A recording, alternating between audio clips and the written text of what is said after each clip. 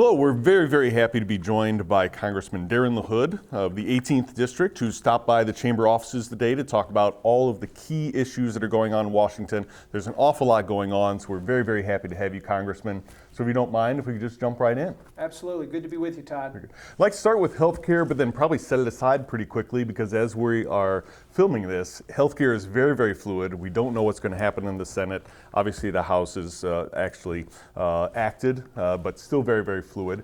But what I'd really like to talk about is what may very well be the next issue, which is tax reform. Can you tell us a little bit about what's been going on behind the scenes, what kind of discussions, and how quickly can a tax reform bill come together and what it might look like? Well, we have to do something about tax reform. We haven't had comprehensive tax reform in 30 years. 1986 was the last time. You look at the corporate tax rate for all of our competitors in the industrialized world, we're at about 36%. By way of comparison, Canada's at 22%, Ireland's at 14%. When you look at our companies, whether large, small, or medium-sized businesses, we have to remember we're competing against that corporate tax rate. We have to bring that down. Speaker Ryan, just this week, we had a small meeting of folks talking about how we get this going. We've introduced our plan in the House, which is about tax cut to 20% for corporate and business rates. The President's introduced his plan, which is about 15%. I anticipate that the Ways and Means Committee in the House, which is where tax reform always has to start, will start there in September when we get back from our recess. And we quickly have to pivot to this issue and bring relief to the American people and to businesses. When we talk about growing the economy, getting past 1.5% growth, if we need to get to 3 or 4% growth, it starts with comprehensive tax reform. Think about what happens if we bring that corporate tax rate down or business tax in terms of larger corporations repatriating that money back. Talking about almost $1 trillion. Where does that money go? It goes into wages, goes into reinvestment with companies and business, and it goes to stakeholders that have been involved with investing in these companies. That's all good for America and the free enterprise system.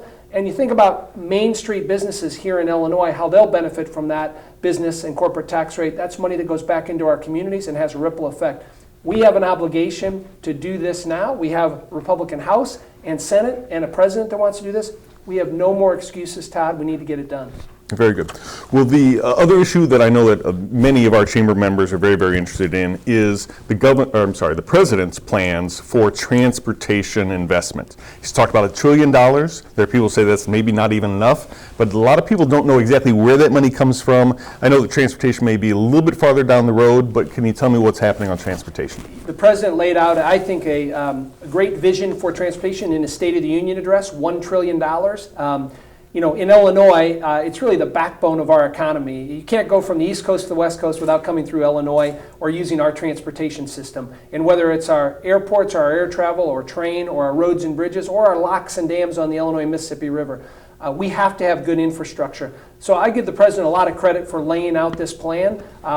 In the House, we've been working closely with the new Secretary of Transportation, Elaine Chao, and her team, and also with Chairman Bill Schuster, who's the chairman of the Transportation Committee. To figure out how we're going to pay for that. That's going to be the big thing. You know, the president's talked a little bit about the gas tax and at least having a conversation about that. And I think if we have a conversation, we have to talk about if we're going to look at a user fee to make sure it is dedicated to transportation. The lockbox, which we had, of course, on the ballot here last year, I think people are more supportive. They know that money's going to transportation. Public-private partnerships is another big part of this, figuring out how we set that up. There are good examples of where that has worked. But we have to have infrastructure. It helps our companies in Illinois like Caterpillar and John Deere also in terms of that equipment. But we have to have a first-class infrastructure. What I anticipate, we'll do tax reform first in the fall and then pivot towards infrastructure at the end of the year and going into next year. But again, we have an obligation to bring good infrastructure to this country, and that will have a ripple effect in our economy. Well, there's a lot of press about the inability thus far to get healthcare reform passed and such, but the real success, I think, of the Trump administration thus far has been on the regulatory side. A lot of things that the Obama administration put in place were very, very onerous on segments of the business community, and the president has certainly signaled he's certainly at least reviewing them, if not out and out repealing them. Could you speak to some of those issues? Well, I think it's an issue that, of course, the press doesn't talk a lot about. You don't hear about it. but is the regulatory relief that the president has brought in. Think about under the Obama administration, there were so many regulations done unilaterally, arbitrarily, never came through Congress, never went through a transparent legislative process.